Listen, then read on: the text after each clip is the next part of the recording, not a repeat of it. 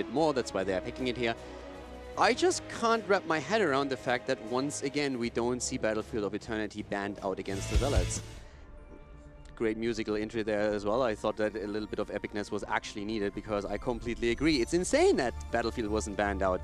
They are 10-4 on the map, and Method have 8 games played here, but only a 50% win ratio. But let's look at what was actually banned out. Towers of Doom. Zealots are currently on Towers of Doom. They have played 6 games there. They won only a single map out of those 6. Why would you ban that? It's really surprising to me that this is something where Method feels, okay, we need to ban out Towers over Battlefield. So, very curious. It's definitely one of those things that I would love to ask them themselves if they are able to win here today. What is Method's win rate on Towers of Doom? Method on the Towers of Doom is not fantastic, but they're 3-5.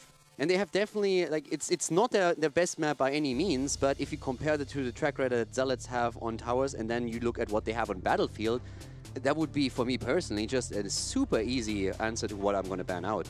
I mean, we have a 71% win ratio for the Zealots on Battlefield with 14 games played. They picked it 13 times. It's by far their preferred battleground. That is very puzzling. I mean, the only explanation I can offer for that is, as a pro player myself, sometimes when you see these things that make no sense on paper, maybe in the scrims recently, they just have not been performing on towers.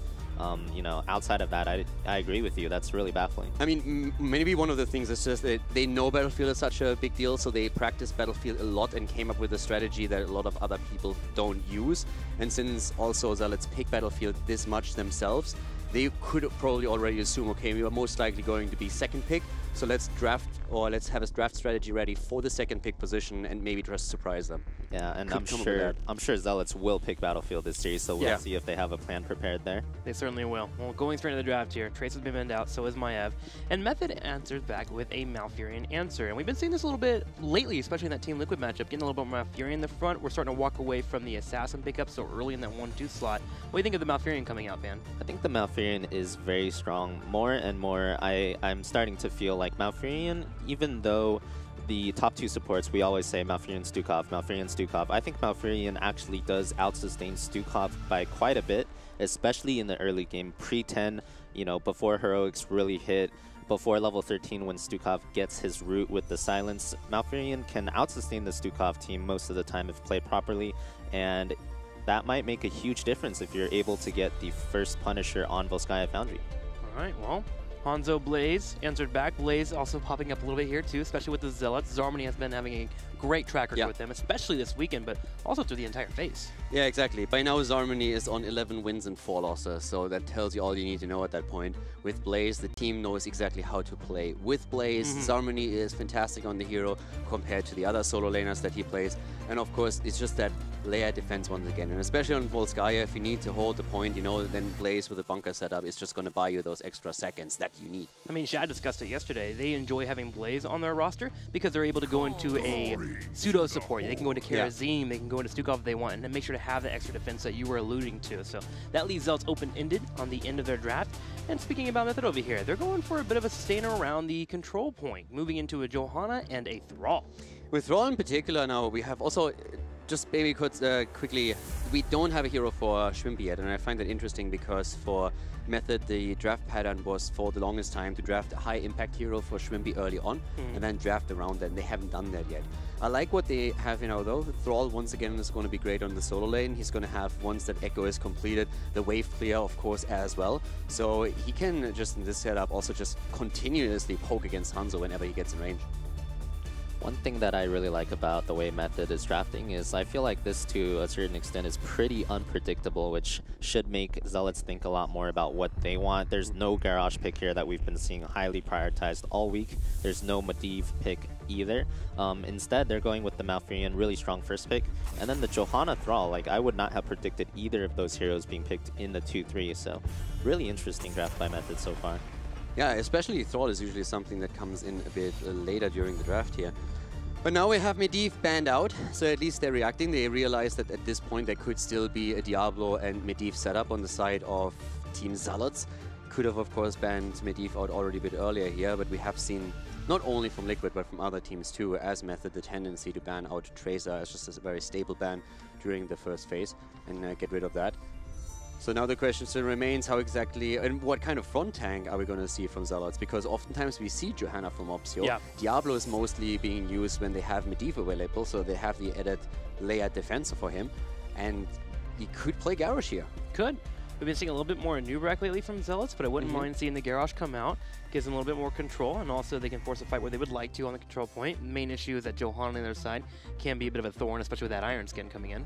Yeah, the Johanna pick in the 2-3 there, you know, most likely that is a preemptive measure against the Garrosh pick. On the other side, it shows that they did not want the Garrosh into Hanzo matchup, but also they needed to ban Medivh's second ban, which meant they could not afford to get rid of Garrosh. So I like the fact that they took preemptive measures in the draft to defend against the Garrosh pick.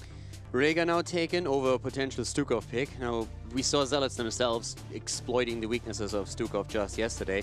With Rhaegar, they have a cleanse available for themselves now too, which is of course already playing a huge role with Malfurion and Thrall on the other side. And of course a Blessed Shield potentially for Johanna here as well. And with that setup, they're now pretty flexible in the sense that whatever is being picked on the other side, the cleanse is going to allow them to get out of any kind of CC chain setup that we could see from Method. Yeah, any major threat of burst is pretty easy to deal with here with that cleanse coming in, and also the Ancestor Healing jumping out of the bunker to ensure that it goes off. Pickups here from Zealots are looking pretty darn solid, and now Method gets to reveal what exactly they're going to pull out. We're still looking for Shwimpy's hero. Tracer not being available as she has been banned out. What would Shwimpy want to play here? Genji is still up, but I don't know if that's optimal. Also, Zealot's second banning Sonya implies that they think the Thrall is going to be in the 4-man as opposed to in the solo lane, so we'll see if that's the case. It's actually a... Vala with a solo support. Interesting. I have not seen Vala in a very long time. We've seen Vala a few times, but the thing is, she has pretty lost everything because of the because of the lack of double support that we have right now. So Vala currently, just checking, has been played twice, and we have a victory for Fnatic, and I think that was the BOE game where we also had a double support setup for them. And she lost once on the side of Diamond Skin, actually. But outside of that, Vala is just not played anymore because all of that high dive that we have, and ever since the double support meta has fallen off, she's just so much on the squishy side that it's nearly impossible to keep her alive. So with this setup that they're running here, there's going to be a lot of pressure on Vala. Fan, can they keep her alive? We'll have to see. I think if she plays traditionally, I don't see her doing very well. Vala, if you're just going to auto-attack continuously or even Q-build, Hanzo outranges her greatly. Hanzo outranges not only her auto-attack, but every one of her abilities. And on top of that, Garrosh is pretty good into the Vala as well, as Vala generally plays around that initiation range. Abathur for ADRD on the last pick. Makes, of course, Blaze and Garrosh even more frightening. But yeah, I'm really curious with this. Now, we have seen at the West End Clash Chromie played by Zealots quite a bit, and one of the ideas was really that when your opponent early on gets the Protector, you can just continue stacking. And we had a huge focus on the Time Trap build from ADRD as he was playing the hero. So now we're seeing that on the side of Method, they're going to try and use that. But personally, I really want to see how that Vala pick just plans out, because if Vala's back in the meta, I would love that. I think it's all happy here. Caldor loves his Vala. Kind of curious to see, is there a thought process of, okay, we're going to have our Chromie, we're going to have our Thrall poking a lot, we'll have Vala maybe come clean up with the Strafe later on, maybe try to help kill that bunker later? Is that one of the things you can think about here? Yeah, the two things that I'm thinking about right now is maybe that Strafe paired up with maybe the Earthquake, just some sort of wombo combo. And the other thing is maybe the Vala is a solo laner. Like, the Vala just does not seem good in the actual team fight. Maybe they're planning on split pushing with her or something. I mean, even if you were thinking, you were talking earlier and you said that you don't feel Genji would be the best pick here, but when we're talking about poking, you have poke with Chromie and with Thrall, then Genji could be used to just try and confirm a kill here. The problem that I have with any kind of setup where you go in with an Earthquake and try to get strafe value is, if you don't burn Blaze's cooldown on bunker before that happens, he's just going to drop the bunker, you go in, and that's 2 ults wasted against 1. So I'm really interested to see what exactly happens around that Vala pick that we're seeing here for them. Well, let's find out. It's time to go into game number 1, Volskaya Foundry. Remember, we are in the playoffs, and whoever wins this series will be going to the mid-season brawl. Let's do it here as Zealots take on Method. Game number 1, ladies and gentlemen. Method going up against the Zealots. The winner of the series goes to the mid-season brawl. To the left side, Method with the Thera Angel on Thrall with Curse on Malfurion, Arcana on Johanna, Nick on Chromie, and Shwimpy going to showcase us his Avala style, going to Hot Pursuit on level 1. On the right side in the red, Mopsio playing Garrosh, Chris on Hanzo, Zarmony on Blaze, Shad on Rhaegar, and ADRD. Finishing the draft here with an Abathur pick. I'm very, very much intrigued by what Shrimpy is going to show us here now. Are we going to see a hybrid build? Is he actually going into Creed on level 4? Is it something where he feels he has enough so that he can poke against the front line, even with Hanzo outranging him, and with Garrosh obviously looking for a stun and a throw? The Vala pick just seems like a very, very odd finish for the draft that we're seeing for Method, and I'm super curious to see if the plan that they obviously must have going into this game is going to pan out for them. Zealots have, over the past 2 days, shown that they are back on track, not even dropping a single map against Strict Esports and against Team Liquid. So let's see what Method has prepared to take them down today. The pick is out of left field, and I really think there's something with the strafe here that might be the pick here. Try and just burn down that bunker. We've seen things like Planet Cracker be used, any type of sustained damage that can pop out from a heroic, usually can trade out. Maybe that's the line of thinking here for our Vala player. So we'll keep an eye on her. For now, Zealot's already soaking up, playing the Abathur composition to a T. Personally, I could still see Rain of Vengeance being taken. You have some CC already True. stacked up on your end, and if you get a good Rain off, then you are in a position where you can definitely just like stack on top of that and lock targets down. The main problem, as discussed during the draft, that I still have with the Strafe pick is that it feels Bunker is just an amazing tool against that, especially if your thought process is to combo Strafe off with Earthquake. So, in theory, the setup that we are having for them for Strafe would be great, but with Blaze on the other side, I think he loses a lot of the value that he could have. But time will tell, and I'm definitely intrigued. I mean, I'm ready to see how Shrimpy is going to come through on the hero. Well, enough about Vala here as we look at the other heroes. So far, Chromie has moved into 2 stacks there on her quest, and looking over to Thrall. Echo of Elements has a total of 6 stacked up right now, and looking to finish that off before the control point. And if he plays his lanes well, should be just fine. We have Kirsten and Nick joining here in the middle as they're going to try and deal with Mopsio, while Zealots are actually starting to fall a little bit behind in experience.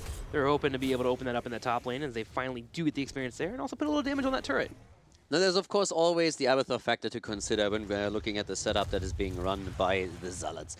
And the interesting part already around this is we have by now Punishment taken. Okay, so he's going into the normal hybrid build around multi-shot that we've seen back before Q build became one of the most oppressive builds. So the whole idea here being to gain from Hot Pursuit also the extra movement speed. Athero's zoned out and he goes down.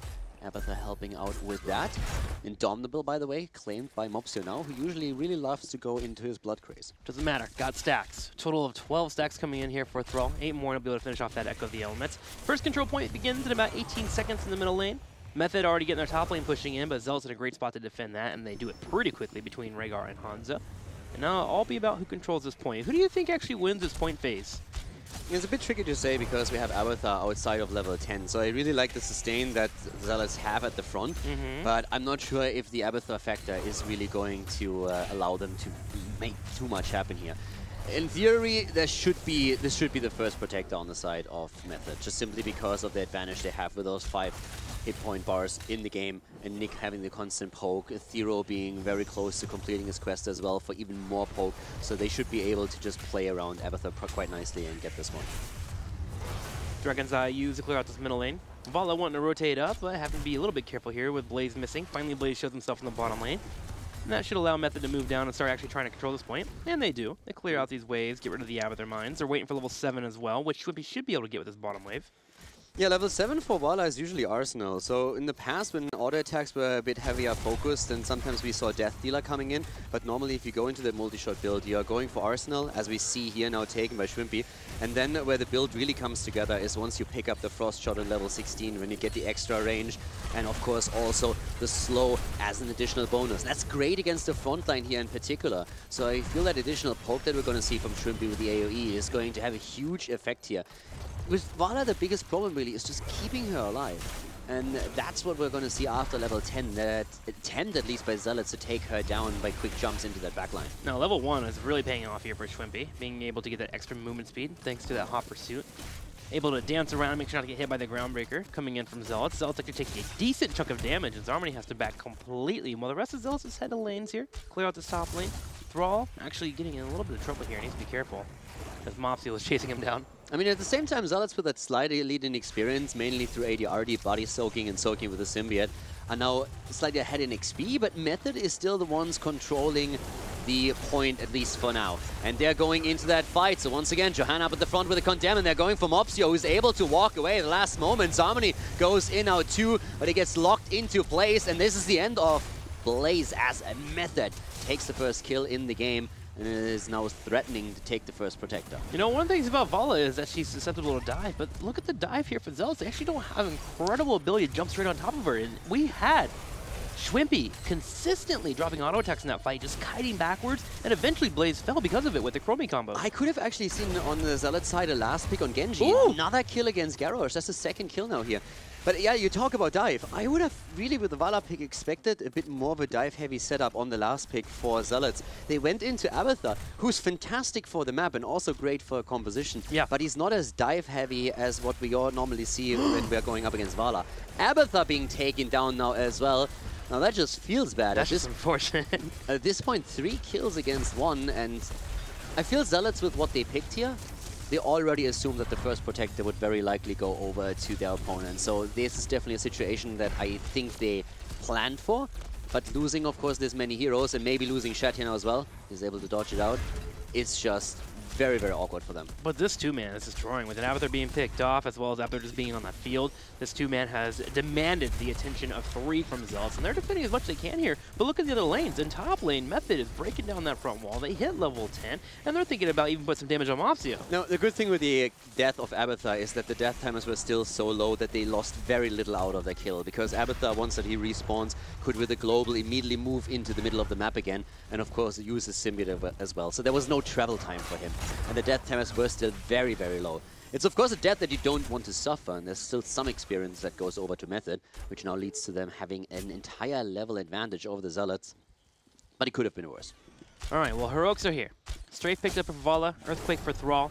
Malfurion yet to pick his Heroic. You go in either, honestly, here. If you want to keep Vala alive with the Tranquility, it's definitely something you can move into. Twilight Dream would also be great for the wombo combo of Earthquake Strafe and trying to make sure that that bunker maybe doesn't come out from Zarmony. Looking over to Zealots, got Dragon's Arrow, Bunker, Ancestral Healing, and Ultimate Evolution, so things look pretty normal for them. Yeah, and I mean, so far, things are working out quite nicely for Method. We are heading into level 10 fights, and that's where the Heroics, of course, are going to play the huge role, where Abathur is going to start and really pick it up. So the double Hanzo play is what we're most likely going to see here, and that alone can really just threaten Method. So right now, it's all about how Zealots deal around the second objective. That's going to be the most important part. Try to get like a level of 13, make sure that you're not a talent behind, and then play around that. Mopsio already sitting in the bush here, making sure that he has full vision, and they can at any point just jump in to deny the healing pulse to Method. Well, Time Trap is here. So Method looking to play around that. They are nice and anchored. Thrall's behind them here on the side too. He can come in and drop an Earthquake and save him if he wants to. Mopsio steps up. Johanna with the Iron Skin's going to control that front line, but Mopsio, Indomitable, run straight on in. Yeah, and they're trying to go for it right now. Okay, so the pulse is out, and they're starting to take it. Could even use it in the fight here if you have to. Zarmony is already low, and he gets the Ancestral. 80 already on the copy for Rhaegar, is giving some additional sustain throughout the fight. Another great target for the copy. We've been talking about the potential double Hanzo for later, but even a double Rhaegar is fantastic. Since you have the extra heal, you have the sustain, you can still do the damage with your bite, and of course you have the Lightning Sheet as well, which can be a huge, huge asset in those fights. Well, Zealots still that healing pulse, and they defend their middle wave. A bit of a fight between the two. Strafe getting decent damage there on Blaze, but he was able to escape.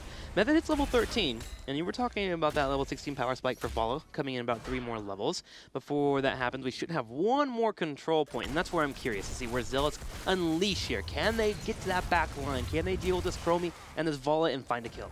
I mean, with Vala, it's really important also when you're going up against such a setup that you go into Gloom on 13. Because Gloom, the problem is if you go into Temper by Discipline, for example, you still need to work in these auto attacks. And that has oftentimes been a talent that has been very popular when a double support was trying to shield you. When you had, for example, also Tacita helping you out. But if you can't, if you can't reliably work in those auto attacks, having Gloom available can really make the difference between you falling and just barely surviving. So that's another great setup here for Schwimpy. But the 16, as we said now several times, is what really is going to matter for them. Mopsio in trouble here. Cursing going to drop down the ice block to try and stay alive, but Chris comes in from the side, gets an auto attack in, and there's going to be a kill. Zealots might be able to grab more too, as the body blocking Arcaner being pretty darn effective, but Arcaner actually wants to go in. He drops a Condemn, and they're chasing. Yeah, they're trying to go for Zarmony, and they get him. They might get Mopsio too. He doesn't use the pulse yet. finally putting it down. They have survived for now. That's a massive amount of damage that we're seeing. Both of the items actually used as the turret is on the ground too. Shrimpy taking a bit of a beating and needs to be careful since AD already jumps in with the Abathur copy. The point is now also ready to be grabbed, but we have a 4 versus 4 situation with Malfurion just now coming back. Great start for Zealots into the fight, but Method replying in kind and getting that so important kill against Blaze to make it a 4 versus 4. I mean, Shrimpy is really dancing on the line. I'm watching him in every single fight, and he's making sure that he's not close to Hanzo in any way. Therefore, he's in those trades that he really wants. As long as he watches out for the jet propulsion, or even for Mobsteel on Garrosh to come in and get a combo off, he can put out the damage, and the damage is starting to pay off for him. I mean, let's go and look at the numbers here real quick. Vala's sitting at 21k, and Chromie sitting at 24k, so both equally doing really well. Yeah, Vala's damage should really start to get a lot higher once that Frost Shot is being picked up, just simply because he's going to be in a position. I mean, I'm still... So mainly it's because he can stay a little bit safer. I'm still wondering if there is also a world where he just simply says, you know what, screw it, I'm going to go Manticore here. Just because you have 2 targets at the front line where you could also make an argument for Manticore being just a little bit better to threaten Garrosh. That's definitely another thing as you deal out the maximum health against Mobsteel. So you have 2 options. But at this point, we are showcasing here why exactly Vala has fallen out of the meta. She's just so squishy. That was 1 good attack against her, 1 lockdown, and she's immediately down. Immediately down, and Meth may have to give this control point. Even with them dropping the turret on it, they're not going to be able to contest. Zealots, at the same time, jump up in experience here when they're continuing to soak on that bottom lane, are looking for that level 16. Method gives up what they can here, and then just go ahead and soak where they can too, and they'll try and defend the Protector whenever it gets grabbed. The more I look at this, the more I really want to know what Shrimpy takes on 16. The synergy with the multi-shot is fantastic, and you can, as we said, poke. And the cool thing, of course, is not only the extra range, it's also that you're in a position where you can slow your opponent down. And against Garrosh, that's great, because now in 16, Abathur is most likely going to pick up the speed with the synergy that they have with Garrosh, so that he can walk up quite easily and simply get the throws in. And even if that doesn't happen, the slow is just fantastic against the strong front line. But also getting that bonus damage against Garrosh would be great if Shrimpy feels confident enough that he can still dodge the counter attacks and keep himself in auto attack range in these situations. We're about to find out. What will you pick here, Shrimpy? Are you going to try and destroy tanks with Manticore? Okay, so we're going to try and make sure that Garrosh or Blaze get destroyed to get close to Vala. So there we go. Shrimpy will work in those auto attacks. Looking over to Chromie too. Currently 35 out of the 60 sections she needs to get that Echo. Frost Shot would have definitely been the safer option here, but he goes for the aggression and puts the pressure onto the front line. But as I said before, we have now the adrenaline boost taken on Abathur for 16, so he has the extra speed now. And Zealots, with the Protector, are now starting to make quite a bit of work happen here. Already the top lane, the fort is about to fall. Down here at the bottom, we have another one being destroyed. And Nick, in the meantime, is of course attempting to also get his stacks on Chromia, but so far not really too successful. 45 stacks, 13 minutes into the game. I mean, he just climbed 12 stacks off of that Punisher, or Protector, so he'll be happy with that. Vala on the side was split pushing in the top lane, clearing that out. Abathur soaks up the experience, though, as now it's all about a race to level 20 as his Protector is about to expire. There it goes, and Method will continue to shark around. Will they be able to force a fight, though? Turrets are up for our teams, and that's the next major objective. Really going to be an interesting game from here on out. I mean, already we have seen some pretty cool skirmishes, and both of the teams trying to just play around little advantages through talents that they have. But now we have also Thunderstorm taking 4th role, so that's going to help him a lot with the extra poke. We have poke around Chromie, and whenever they are going to make that commitment, they need to go in deep.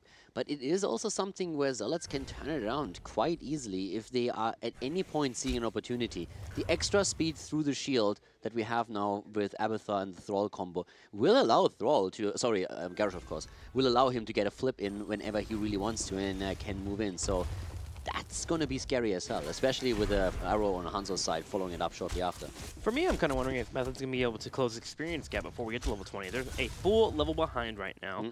They have a fort in the bottom right. It's poked down to half health, so that could be a nice chunk of they're for them. But the thing is they're also doing a really good job at making sure to counter pressure any type of wave control from Method. Method tried to set the top lane and get on damage on that fort, but Zealots instantly enter back with their own mercenary camps. They clear it out too, and instead create their own pressure, which is heading towards the keep wall here. And they even take away a fort, which is more experience for Zealots. Yeah, you talk about level 20, but especially on Vala's side with the level 16 choice Manticore, 20 with a Farfly Quiver would be really important, because all of a sudden you have the range that you can actually threaten Garrosh and Blaze without exposing yourself to too much pressure. And that would be super important for them, because then all of a a sudden you have that much power over a Garrosh with the percentage damage, getting the 5% damage in there, that would actually be insane. So if they can hit 20 around the same time, that would be great for Method. Let's not only talk about Bala, I mean, just look at Thrall himself. Having the Earth and Shield here would be absolutely fantastic for them. So the power spike on 20 for Method is crazy. Method knowing they want to get to 20, and Zealots are on their way towards it, try to force a fight here around the Punisher. 1, so they can be able to get a little bit more stacks on Chromie. 2, maybe get a fight if they can pick someone off, but Zealots answer back well. They control the space great. They put it in a nice little concave to where they can move in and force a fight. I mean, I look at the item control that we're seeing from Zealots. They hold a turret and they hold 2 healing pulses at this point. That's absolutely fantastic. Even if it's going to end up in a 20 versus 20 fight, that would be great.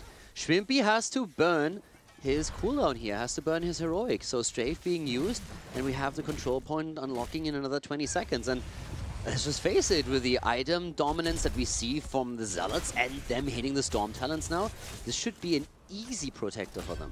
Method needs to soak 1 level, and the good news about strafe being burned there, it's only a 60-second cooldown, so they'll have it back pretty soon. In a full minute. In that full minute, they can try to soak that level 20. And if they would like, the protector should be around 80-85%, so they can try to go down and fight. But they have to do this well. They have to soak their lanes, maybe get a fort killed off, and then rotate down.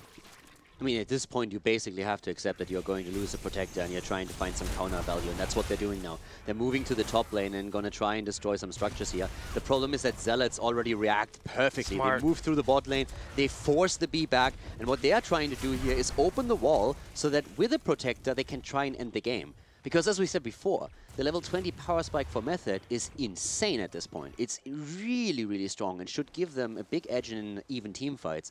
At this point now, though, the team fight wouldn't really be even just because of the Storm Talent for Zealots and the item advantage that they have. Zealots hitting 75% on the control point. It's just not going to be enough. Yeah, it's going to be super close here. That push on the bottom left is very intelligent. Forcing Method to come back, stopping any chance for them to soak or even clear out a fort. Method comes back. They get 20 themselves, also get top lane pushing in, and now they'll put all their attention into defending this bottom lane, which Zealots are looking to stomp through. Yeah, Shrimpy just got the 20 for them at the top lane, so now he has to move back here immediately. Buff Black Quiver has been taken within a second, so he immediately goes for it. Curson at this point also straight with the Lunar Shower. Thrall actually with Wind Rush, not going into the upgrade for his Earthquake here. Not going for the extra shield, but we have still the Indestructible for Johanna. But just Shrimpy alone should now be in a much safer spot to dish the damage out. But of course, Zealots, they're going to try and end the game here. Protector taking some damage here, sieging upon Shrimpy whenever they get the chance. Want to make sure he's not doing the auto attacks. Arcaner gets thrown, forces a fight here, gets taunt right away. Tranquility comes out from Curson to try and make sure that Johanna stays alive, and she's just fine and dandy, half a level. As the Protector continues to get focused down by the rest of Method. Method is actually defending this. They're defending their keep. They not only defend the core, they defend their keep at this point. 18 minutes, 17-minute Protector, and all that Zealots got out of it is half a keep up to now.